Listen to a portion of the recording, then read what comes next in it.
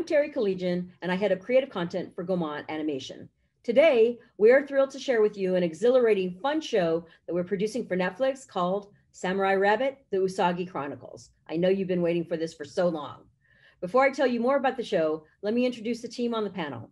Of course, we have the incredibly talented, fantastic creator of the comic, Stan Sakai. Then we have our showrunners and head writers, Doug and Candy Langdale. We have our supervising producer and lead director, Ben Jones. And finally, we have our art director, Kang Lee. But that's not all. We also have joining us our wonderful voice actors who bring our characters to life: Shelby Rabara, who plays Katsune, Alex Lee, who plays Gen, and Mallory Lowe, who plays Shizu.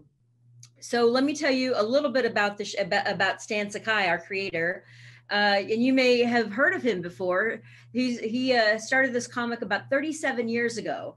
And not only has the comic won award after award, but he himself has won award after award. He's won 9 Eisner Awards, and you may know that to be like the Oscars of the comic book world. And in fact, last year he was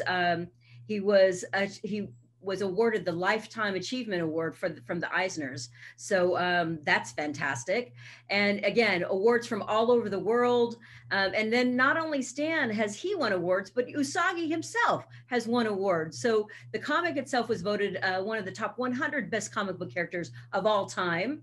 And then Usagi, our Samurai Rabbit, has been awarded and earned the 100 comic book heroes list from IGN, and then Rolling Stone voted it as a 50 best non-superhero graphic novel. So as you can see, we are in hallowed territory at this point. So excited about this.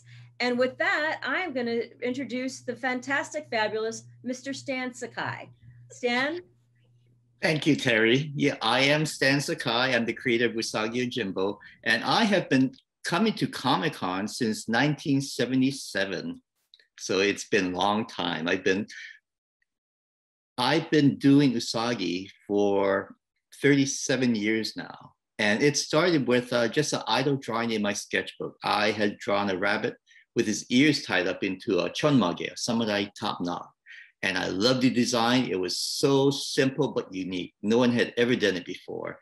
And so I continued on with that. This was in about 1981 or so.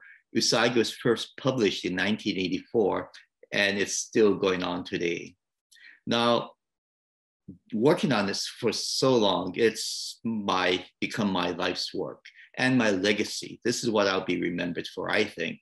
And so I really welcome Samurai Rabbit, the Usagi Chronicles, as part of this legacy, and I'm very protective of it. So, it has to be good. But I approve everything and have input in every stage of the animation process, from the story to the designs to animatics, even to the choice of voice actors. So, it's something I'm very involved in. And Gaumont, Netflix, and I have a great working relationship. There's a mutual respect for all around, respect for each other, respect for the property of Usagi, and also respect for the Japanese culture, which is very important to me. So it's going along really smoothly. The first story arc is about yokai, the Japanese haunts, monsters, and goblins of folklore. And they treat it with such respect and fun. This is a very character-driven story. Many of you may know Usagi from the comic books and from the graphic novels. This, when I write mainly for an older audience. I wouldn't say all adults. However, it starts off maybe 11 years old or so. However, Samurai Rabbit, the animated series, is for a younger audience. And so it's a different Usagi. It's a younger Usagi, a Usagi who's still just learning how to become a samurai. He's brash, he's impulsive, he's overconfident. And you see throughout the entire series how he grows, how he matures, and how he becomes the leader of this little ragtag bunch of characters, each of which have their own backstories.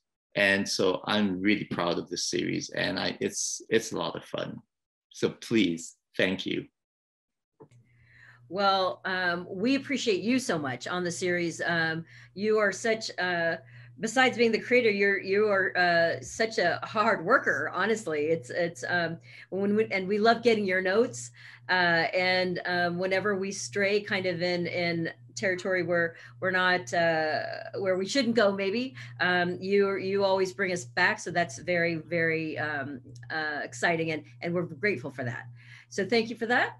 Next, I'd like to turn it over to Doug and Candy, and please tell us a little bit about the show that you created. Hello, I keep disappearing from Zoom, but I'm Doug, and this is Candy. I never get to be Candy. Well, maybe next time. Okay, next time. So we're making this spin-off of Usagi Yojimbo, and it's set 1,000 years in the future, but it deals a lot with yokai. And on the show, some of the yokai are all made of spirit energy. Some of them take on these terrifying forms like giant spiders and giant skeletons. And then there are the other ones, that's Tsukumogami. They possess objects that have been neglected, such as an umbrella or a vending machine or a taiko drum, to kind of punish you for not taking better care of your things. So these are the characters that Usagi will spend a lot of time interacting with in various ways, without giving it away too much. And our Usagi is a descendant of the original Miyamoto Usagi. It's 1,000 years after the events of the Usagi Yojimbo books.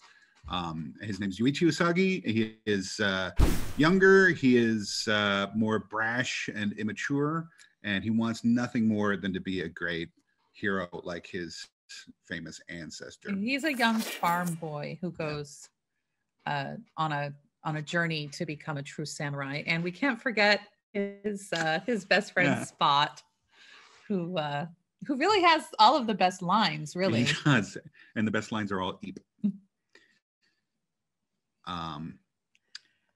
So Usagi goes to the big city, hoping to become a great samurai like his ancestor, but he accidentally frees all of the yokai that his ancestor trapped 1,000 years ago inside the keystone, which is this mystical, magical crystal that powers the whole city of Neo Edo. So once the yokai escape, things are pretty different around the city after that. And Usagi has to, he gets a team basically to go and collect all the yokai he's set free. And unfortunately, it's composed entirely of the first 3 people he met when he came to Neo Edo, all of whom he royally angered. We have Kitsune, the street performer slash thief fox, and Gen, the rhino bounty hunter, and Chizu, the cat ninja. They're all based on characters from Stan's original books. They're descendants of those characters. But they have their own, we put our own spin on them. Cool. And they're so much fun, right? I think that even though we have our origin, in the comics, I think that they're descendants, and then the younger versions. So you see them as teenagers, there's a little bit of that. And so there's that teenager dynamic between them. And they kind of, I think Stan said it so well. It's like, they start out in one place and then end up obviously being our heroes, but it's fun to see that journey. And it's also fun to see where they have evolved from the comics to what we're going to see in CGI. So also, you had said that the protagonist is Yuichi, a descendant of the original Usagi. However, my Usagi, the original Usagi, does make appearances in this series. Yeah. And you put a great twist on him. It's wonderful. It's just marvelous. I love that little twist that you put. We could not do the show without him. Yeah. Well, thank you. And we could not do the show without Stan. I mean, I think everybody knows Stan is like the greatest guy in the world, but also he's super supportive, but he does not let us get away with anything. No. And we really have tried to honor his vision and to bring something to life that he can be proud of. For sure, for sure. Okay, great.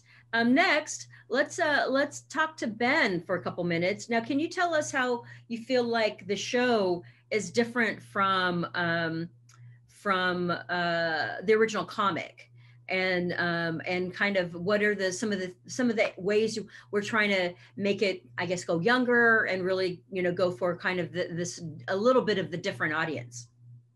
So as Stan mentioned, our Usagi is much younger. So as the show is told from his perspective, we wanted to lighten the tone as well. So mostly we drew from other sources like Hong Kong action comedy films, like the films of Jackie Chan or Stephen Chow. So you get things where, Usagi will be in the middle of a fight with Gen, and he'll be perched on top of his Tetsubo. Or you see the sort of the fun way that he decides to ride a motorcycle, because, he's a teenager, he has no concept of mortality. So that's just, to him, that seems like a great idea. And we see we have, because it's an action comedy, we still have the stakes of an action movie, but we have sort of Usagi, again, not understanding mortality, has a lighter reaction to it. So he's pinned up to the tree by these knives, and he's just sort of like treating it as a minor inconvenience. Or we take things that are sort of lighter, like Usagi getting a job as a sign spinner and turning it into an entire fight sequence that lasts most of an episode. And we have Spot trying to help out from time to time, but he's easily distracted because he's just a simple Tokage. And then our idea for the future for this show, which wanted to be unique to this show, is that in 17th century Japan, in Usagi Yojimbo's time, we introduced the keystone. So from that point forward, they have a sort of magical, sort of slightly magnetic technology that they can add to the things in their world. So by the time we get to our world, 1,000 years in the future, everything still sort of retains a lot of the architecture and design of 17th century Japan, but it has a technology that is futuristic and almost magical. So these boats here can fly through the air. We have things like buildings that look like Japanese architecture, but they're 20-story skyscrapers.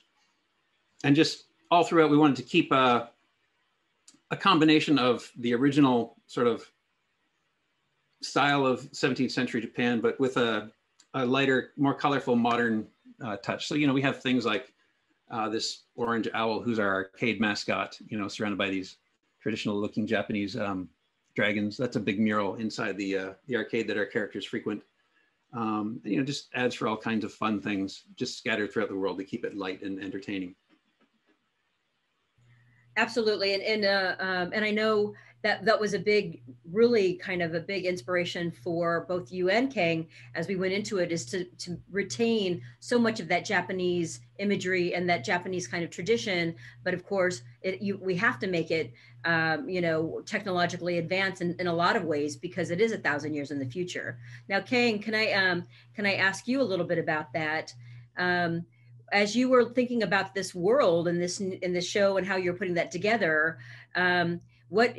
here's a view of what you have created. What was your thinking behind that? Thank you, Terry. I wasn't thinking of anything. Well, okay.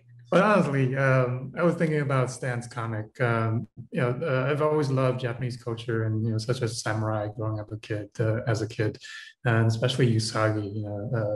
And bringing that world to life in this sort of extended universe.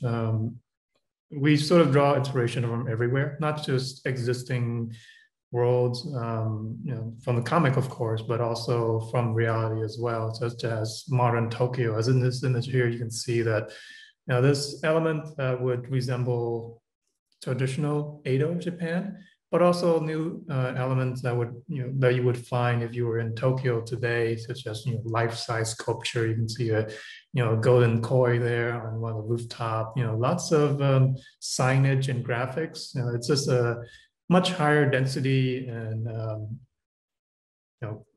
lively world, and very vertically inclined than traditional Edo. Yes. Great.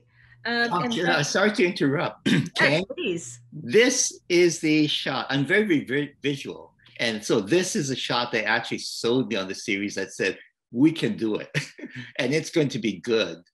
And it is. I mean, you and your team of designers, and you have created a whole new world that's very futuristic. However, as Terry said, it's very traditional at the same time. So it's a wonderful fusion. So thank you. Yeah, and Stan, when we started this project and getting the crew together of artists, they were all super excited about it.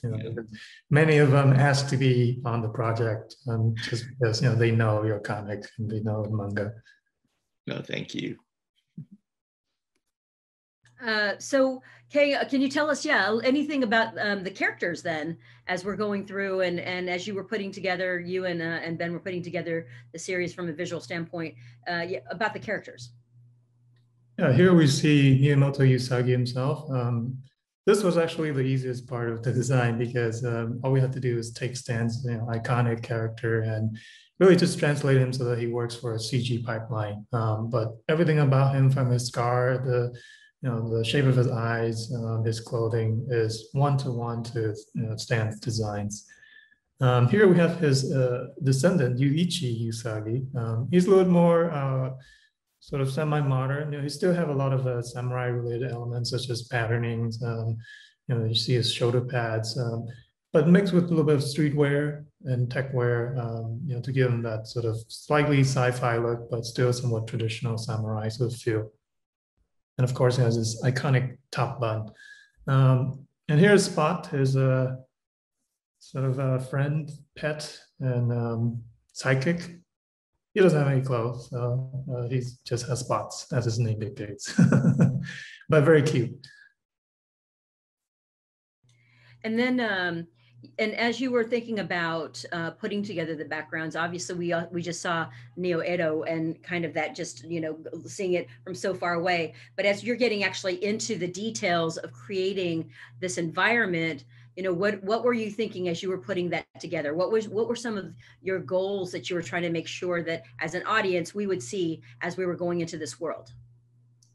This one was actually sort of imagining how I would sort of experience Japan on my trips, and just sort of imagine if I were here, what it would look like. Usually I'm into food, so you can see there's one of the centerpieces is actually a restaurant with a lot of food on it. But the main thing is, if you're walking in this space, you want to feel like it's not just one thing. It's not just buildings. There's stores, there's shops, there's restaurants, there's arcades, there's as much of things that we can make the world feel as alive as possible. And that's sort of the idea that's developed into this piece here, as well as the rest of the world.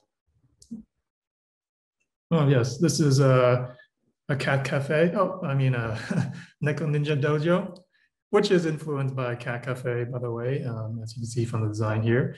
But we turned it into something a little bit more scary and menacing, because since the characters here are cats and they're also ninja, so it's a perfect opportunity to play around with these sort of elements. Here's Gen's mansion. It's a very historical location, so this is probably one of the most traditional looking set that we have, where the elements are very true to what you would find in a mansion in Japan, or like Edo. Here we have the Ashibasha, one of the main vehicles for a character. There's a lot of function with this vehicle. As you can see, there's battering rams, it shoots fire occasionally, and eject projectiles. Yeah, and there's a secret that comes with it, which I won't tell you now. Well, thank you for that. We want people to watch the show to be able to get into the secrets, and also to hear about the twist that Stan was talking about. So the series is actually a mix, right, between 2D and CGI? Is that right?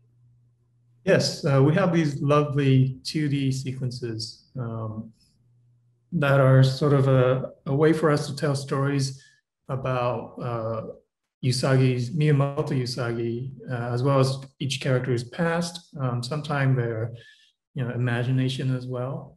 But in this case here, you can see Miyamoto's previous adventure with the Tiger Shogun. Sometimes the story is about loss as well. Not everything is about action. In this case, it's about Gen and his family. You can see here.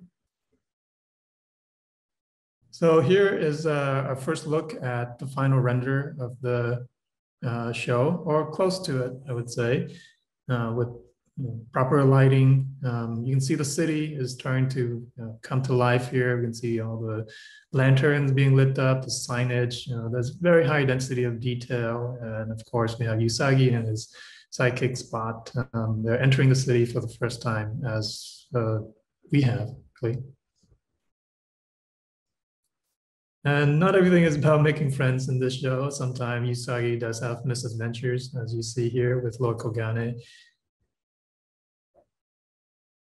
And here's the Mogura tunnels, which is a series of tunnels that is under Neo Edo. There's a whole city under here as well, which you won't see yet, but it's overrun by the Moguras.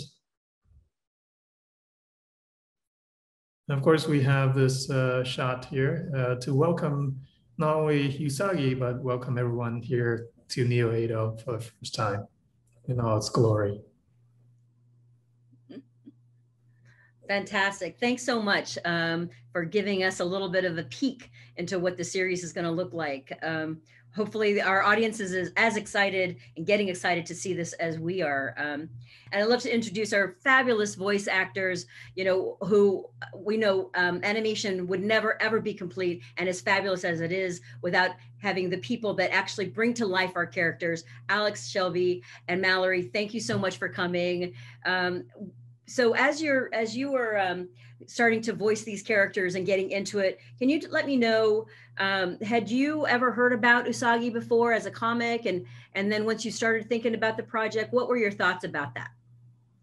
Why don't we start with Mallory? Did you know about the comics before? To be honest, I didn't. However, I think I was a little busy being born during that time. And learning how to walk. But I will say that a lot of my close family members, like my mom, and they say that it's a very legendary comic. So I'm just so blessed and lucky to be a part of it. And so those were my thoughts. And my thoughts were, wow, I can't believe this is happening. I can't believe I'm here.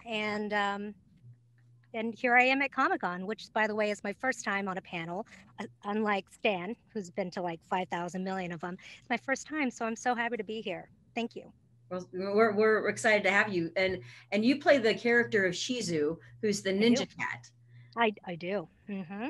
And is there anything much about her character? Sorry. Go ahead. No, is there anything about her character that you feel is maybe different from other characters you've played before? Ooh, you know what I love about Shizu? I'm not going to give a lot away, but what's great about her is she is a fighter, and she's so passionate and fights for what she believes in and for what's right. And what's great about that is not only is she a fighter, but she also has a vulnerable side, and I love that about her. So even though she fights for what she believes in, she also has heart, and I just love a character that is multidimensional. And I love playing Shizu. Can't wait for you guys to meet her and meet all the characters and see this show. Thank you. Thank you.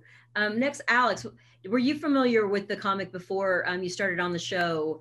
And you play Gen, our Rhino, who's a bit gruff and grumpy, who smashes first, asks questions later, who I feel like at all. I mean, it's much bigger in size and like in personality than any of our other characters. So so how do you feel about that? He's exactly like me, just destroy everything. No. Regarding the show, I had the first time I had ever heard of it was an article announcing Stan's collaboration with Netflix. Same. So I saw the article and I thought to myself, that looks really cool. I'd love to be a part of that. And, you know, here we are, like a That's year or two amazing. later, right?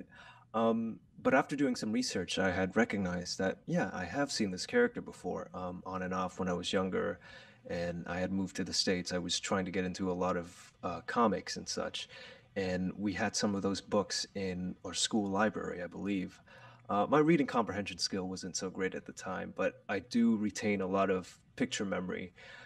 So yeah, when I saw the iconic design of the top knot, I was like, wow, huh, Cool. really is coming full circle. That's And great. That's great. as for the character, I really love all the different sides to somebody like him, because usually when you have this hulking giant brute of a character, it tends to be very one-dimensional. But with Gen, I feel like a lot of his heart comes out during the most crucial moments, and he, in a way, is kind of a central place in terms of connecting with the viewers about, you know, being in touch with your inner emotions regardless of how others view you. And I just thought that was a really cool message. No, for sure, for sure. And Shelby, you obviously play Kitsune, and she's a really fun character, right? She's a bit of the thief, and but also she's the one who's the cutesy pie in a way. Had you ever heard of the comics before you came onto the show? And then once you started, how do you feel about the character and playing her? Yeah, I was thrown into the whole Comic-Con world on the first show that I've ever done as a voiceover artist. And actually, I was familiar with Usagi Yojimbo, not because of Comic-Con, but because of going into a comic book store. And I was kind of late to kind of joining into the whole comic world. I just had a kid, so it's like, you don't have time to do anything, right? But Right. when I went into this comic book store, there was the Dark Horse issues right when I walked in. And this is before I had auditioned for Kitsune. So I picked up the comic book and I'm like, wow, this is, my brain was just flooded. It's just so beautiful and just so legendary. It's been around for 35 years. So I was like, oh, that's awesome. And then lo and behold, I think, a few months later, I got an audition, but I didn't know it was for Usagi because there was all these code names. And then I booked the role, and then I found out that it was the comic book that I picked up at that comic book store. So it was kind of a really weird coincidence. And, so yeah, and just voicing Kitsune and getting to know like Usagi and Gen and Chizu, which I'm honored, by the way, Alex and Mallory, to be working with you guys, and so nice to meet you guys, via Likewise. Zoom. Via Just Zoom, yeah. yeah. We've been like recording by ourselves.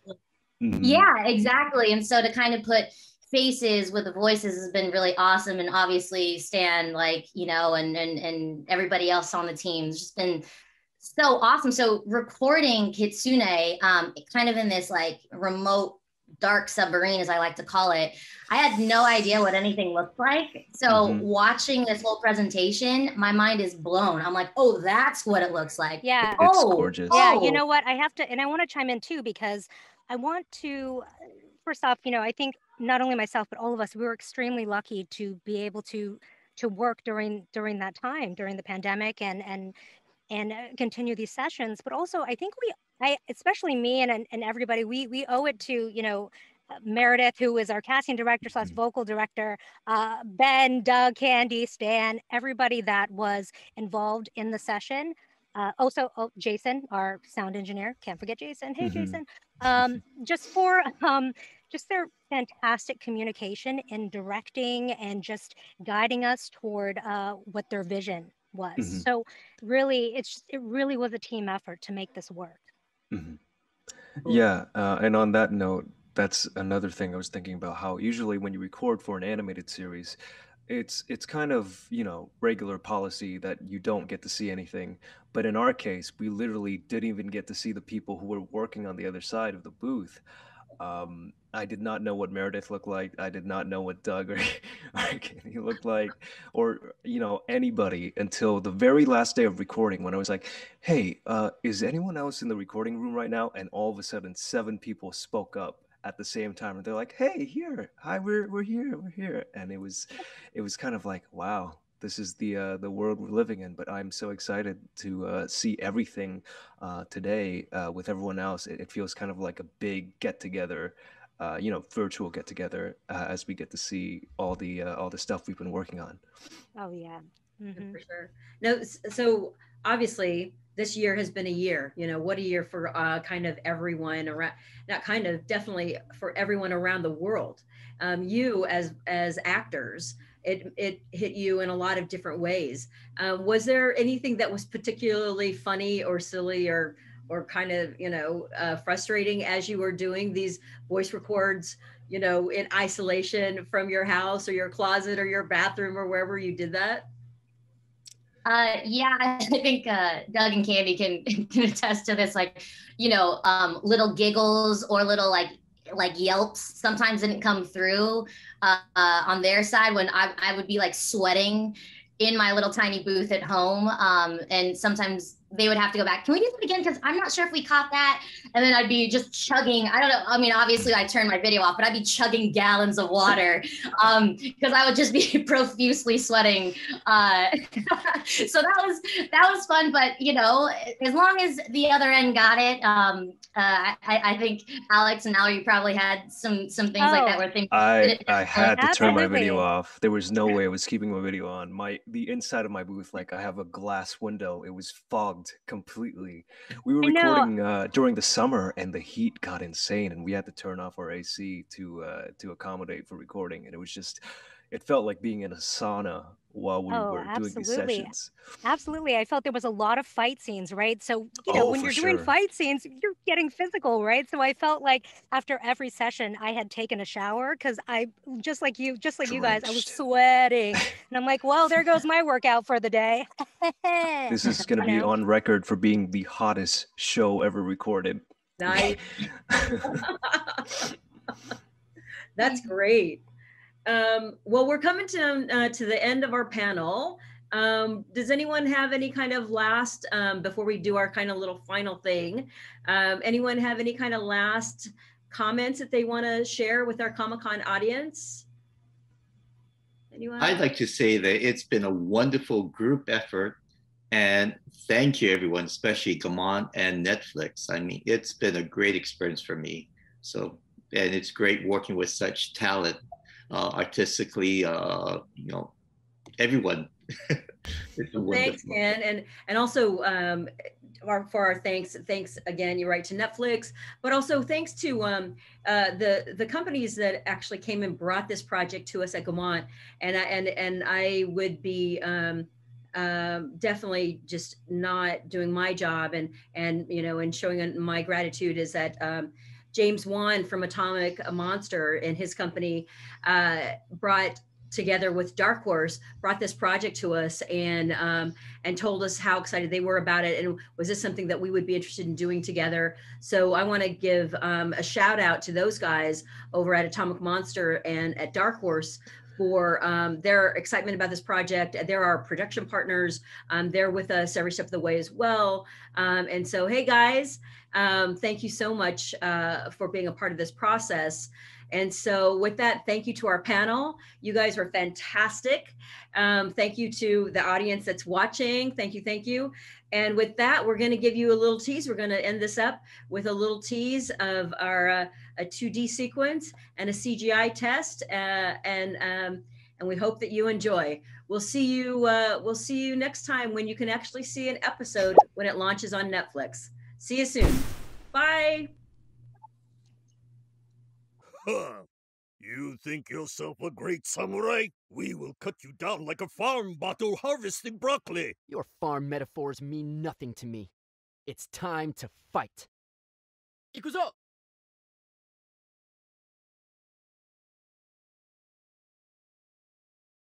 Usagi is victorious. And just as it seems things couldn't get any better for the mighty samurai, he receives the power of the Keystone.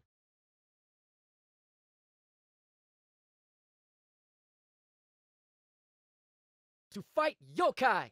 Or Dokuro, the skeleton yokai. Kurasu Tengu, pro yokai master of martial arts. Tsuchigumo, the spider yokai. I am the ultimate yokai fighter!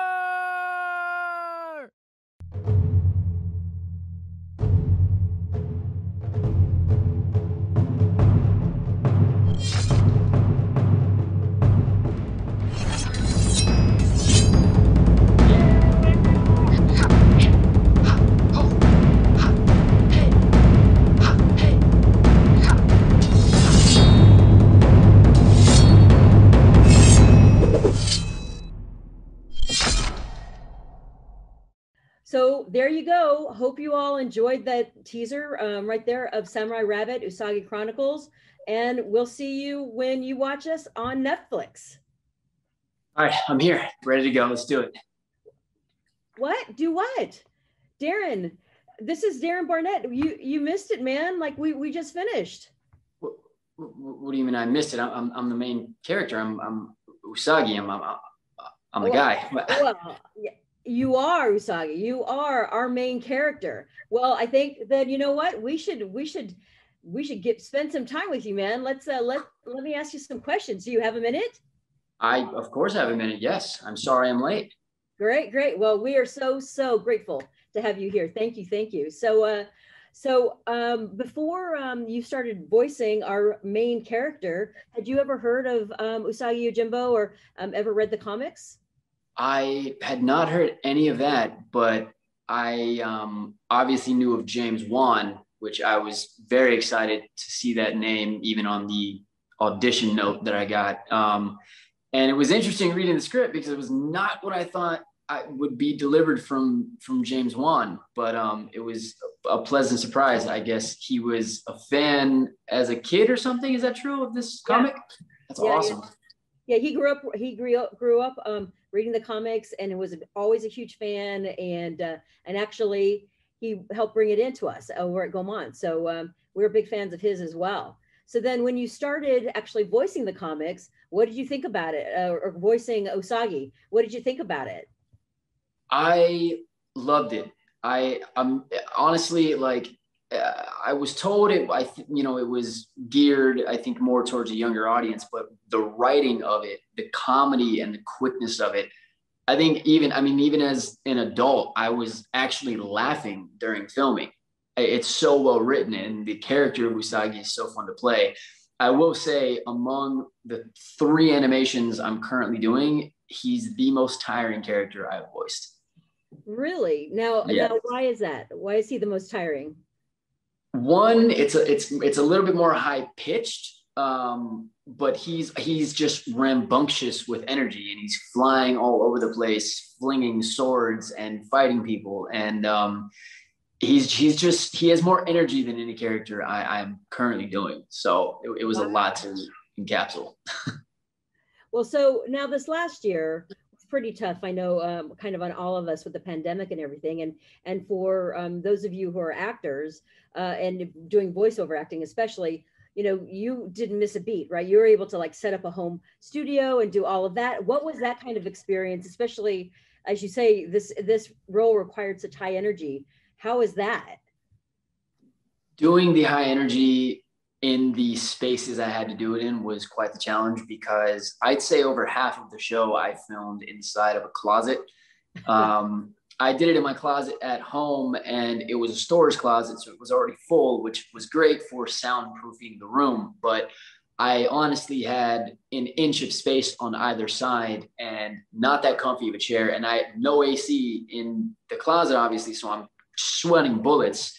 And then to make things even more interesting, I went up to Canada to film a movie, another one from Netflix called Love Hard. But on my off days, they'd allow me to record. We weren't allowed to go into the studio because of COVID. So I made a soundstage out of a 3x6 closet where I had even less space. I packed it full of pillows and blankets, and I'd be screaming in there. And then sometimes the maids would come in and hear me in there, and I'd pop out of the closet and be like, no, go away, please start. And they'd be like, what is going on right now? What's happening? So made for an interesting story. I remember hearing that story from our voice director. And she was mentioning that when you were in Vancouver, that exact thing that you were mentioning, how you're kind of crouched down at the bottom of the closet, and we were all imagining, on our side of kind of of the internet, what that was like for you. So it sounds exactly the way it was as you're describing it. Yeah, it was making a animation in solitary confinement. So it was because I was actually in a 14-day quarantine in Canada. So I hadn't seen a soul or opened my front door in 14 days. Plus I'm doing this in the closet. So it was interesting. Well, before we wrap up, is there anything, like any final comments or notes that you want to share with our Comic-Con audience as they're going to be excitedly waiting to watch the show? I want to say that this show is certainly going to make you laugh. There are points it is going to certainly put you on the edge of your seat, but surprisingly enough, there's parts where it's really going to move your heart. And I think it is a lot of fun. And I think we are all so proud that we did this in COVID, inside of closets, but we trucked through and made something that we're all very excited to share with you all. Well, thank you so much for making it in. We really appreciate it on the Gaumont side and from Netflix, and we can't wait to see you. So Comic-Con audience, thank you again so much. Darren, thanks for coming in, and we'll see you guys watching Usagi. Take care. See you guys. Bye.